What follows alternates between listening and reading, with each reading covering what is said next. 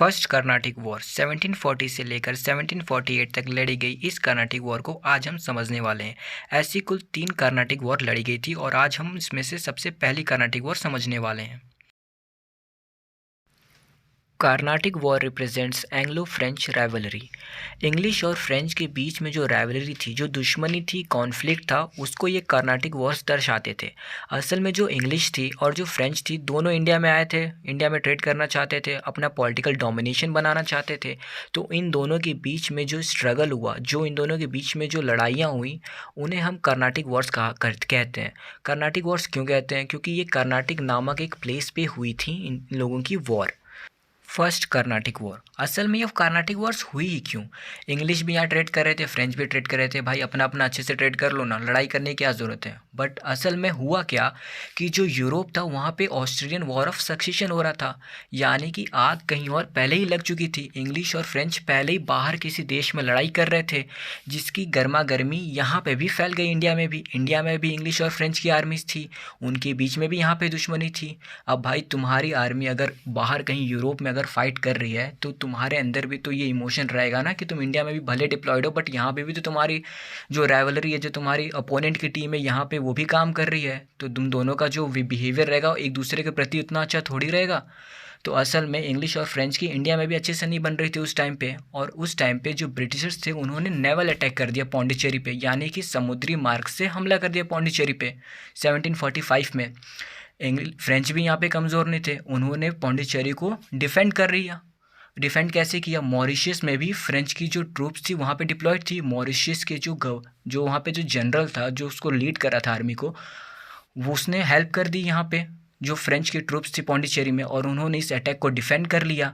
बदले में इन्होंने मद्रास को कैप्चर कर लिया, अब जो कि पहले इंग्लिश का था मद्रास। अब इन्होंने फ्रेंच वाली आर्मी ने मद्रास को कैप्चर कर लिया है।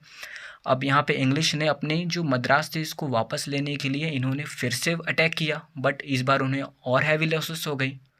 अब वो क्या करते हैं? अब वो जाते हैं जो मद्रास का जो नवाब रहता है अनवरुद्दीन के पास। असल में जो आर्मी थी वो तो इंग्लिश कंट्रोल कर रही थी, बस नाम के लिए नवाब रखे थे। अब इन्होंने सोचा शायद नवाब है, इसकी बात फ्रेंच मान ले, हम तो हार चुके हैं। तो ये लोग नवाब के पास गए, नवाब से कहते हैं कि आप फ्रेंच को कहिए कि हमारा जो इन्होंने हमला करके लिया है मद्रास वो वापस कर दे। जो अब नवाब था मद्रास का अनवरुद्दीन, वो कहता है फ्रेंच वालों को कि ठीक है।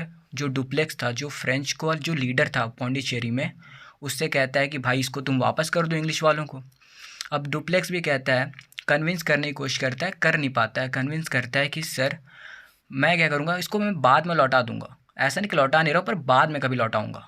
तो जिसके वजह से फिर जो मद्रास का जो नवाब रहता है वो थोड़ा गुस्सा हो जाता है और अपने बेटे को भेजता है एक बहुत बड़ी आर्मी के साथ फ्रेंच से लड़ने के लिए। अब देखिए इतनी बड़ी आर्मी लेके उसका बेटा जाता है पर हार जाता है। इतनी बड़ी आर्मी को एक छोटी सी फ्रेंच ट्रूप्स हरा देती है, क्योंकि उनके बीच अब कैसे हरा देती है वो तो हमें पता नहीं, बट हरा देती है। अब यहाँ पे क्या होता है, हार चुकी है मद्रास की जो नवाब ने भेजा था अपने बेटे को।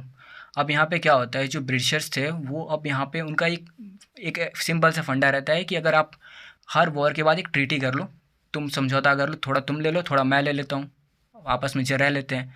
अब यहाँ पे क्या होता है कि एक ट्रीटी होती है एलेक्स ला चैपले।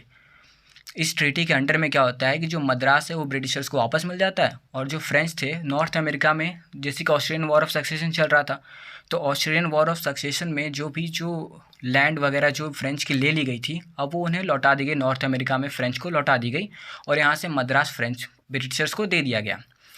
इन दोनों का तो काम हो गया, इनको अपना मिल गया, इनको अपना मिल गया। अब जो मद्रास का जो अनवरुद्दीन था अपने बेटे को भेजा था, उसका बेटा तो मारा गया इन लोगों के चलते।